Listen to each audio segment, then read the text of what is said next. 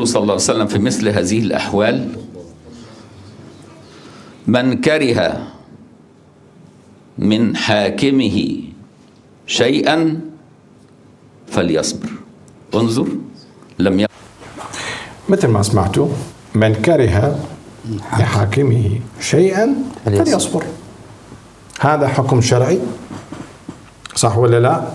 ويقول إنه صدر من محمد صلى الله عليه وآله وسلم.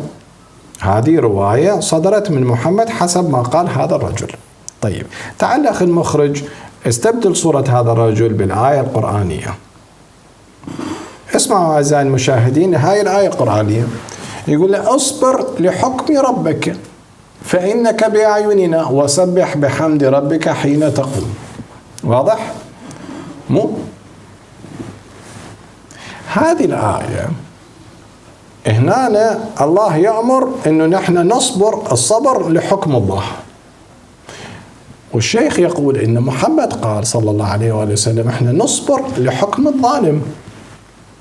إذن محمد صلى الله عليه وآله وسلم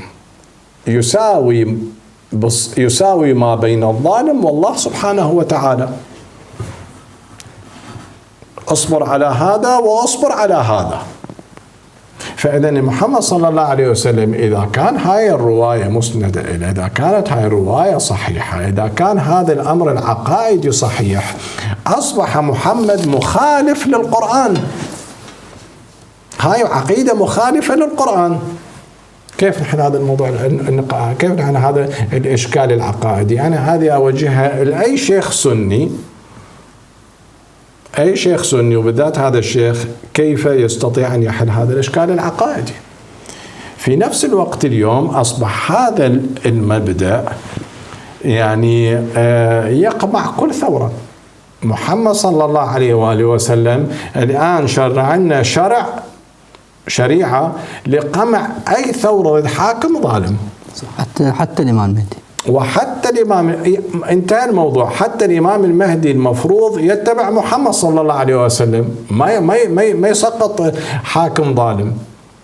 إذن محمد صلى الله عليه وآله وسلم اليوم يشرع من جانب الحاكم الظالم.